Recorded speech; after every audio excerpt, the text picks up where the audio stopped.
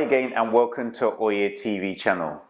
Now, this particular subject is something that people have asked me so many times over the years, and I've been waiting to do this video, and I'm very excited to be doing this video and giving out all this information to help people who are in debt problems, who have an issue, help them to be able to deal with it and to show them how easy it is to deal with if you follow the correct steps. My credentials, I've written off approximately in a tune of £2 million worth of debt for people over the years, using different sorts of methods to write off debt. But the key to this was understanding how debt works and how money works, okay? You have to be patient with this video because I'm going to be telling you a lot of information, but each bit of information is key because the way that I work is I like everyone to have an understanding of how you get to the solution, okay? So let's go. Now, there are two very important things that I need for you to do during this process. Number one is you have to be patient, and number two, you need to continue to make token payments to your creditors, okay? So we are going to be utilizing an area of the Financial Conduct Authority Handbook 7.3.5, which is popped up on the screen here. Don't worry if you missed it because I'm going to be putting the link in the description box below this video. Let's put a scenario in place. Say that you owe £10,000 on the credit card debt and you're paying £100 a month to this credit card, and you find yourself in a situation where you're having financial problems and you can't pay any money at all onto this credit card.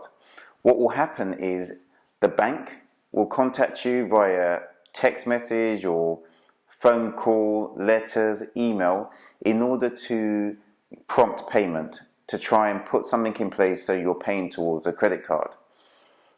If you put yourself in the scenario that you don't make any payments and you don't come to an agreement with this bank, they will move your debt onto someone else, which is going to be an in-house debt collector. So this debt collector is owned by the bank, but you'll have a different letterhead, you'll have different company number, everything, but it's owned by the bank. What they will do is they will try to prompt payment. So you might find yourself receiving some scary looking letters. Don't let it scare you because these are generally system generated letters. So thousands of people get exactly the same letters, exactly the same writing on the letters as you.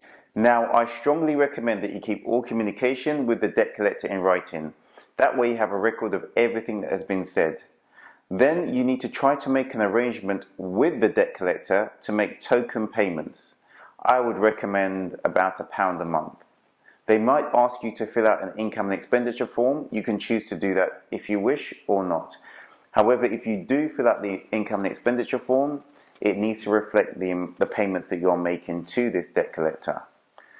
The bank may pass your debt to external debt collectors but still own the debt, but you'll get to the stage where the bank will sell the debt.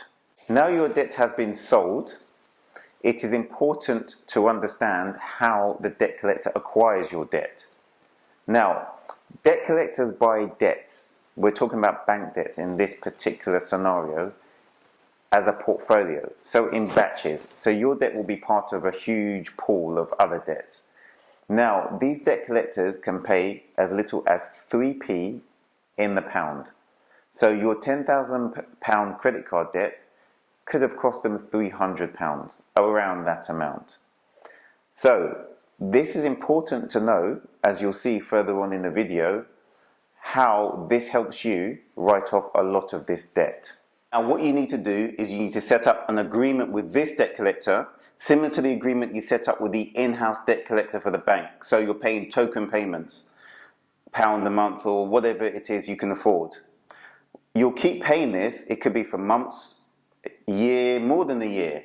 But the longer you're paying this for, the less the value becomes worth to the debt collector. So it starts devaluing and devaluing. This is key for you to know, because you also know that the debt collector paid approximately £300 for this debt. What will happen is the debt collector does not want to hold on to a debt that's devaluing. So the debt collector will try to settle at a lower amount. They could take 10% off, 20, 30, 40. You don't know. But the key is when they do start to try and negotiate with you, what you do is you have to use your negotiation skills to get as much off as possible. Have the figure of how much they would have paid. Say £300 to £1,000 maximum for this debt. And so use that in order to negotiate the best discount you can for this debt. I have managed to reduce a debt from £100,000 down to £5,000. So you can get huge amounts off debts. Now, I hope this video has been helpful and it can help you, a friend or relative, anyone who could be in this situation. I've seen too many people struggle in this situation. They're reducing their eating. Their children are going without. It's not right. It's not correct at all. These debts, these bank debts, debt collector debts should be bottom of your pile. Your concentration should be on your survival, making sure you have a roof over your head, making sure you have food on the table, making sure your kids are cared for. These debts can be handled and can be reduced massively. So don't let this situation stress you if you have this situation. If you have any questions, if there's something you're not sure about, do write in the comments because I do check the comments and I will respond to them. Please subscribe. I'm going to have more videos coming through. And like, comment as I've said before, and have a good day.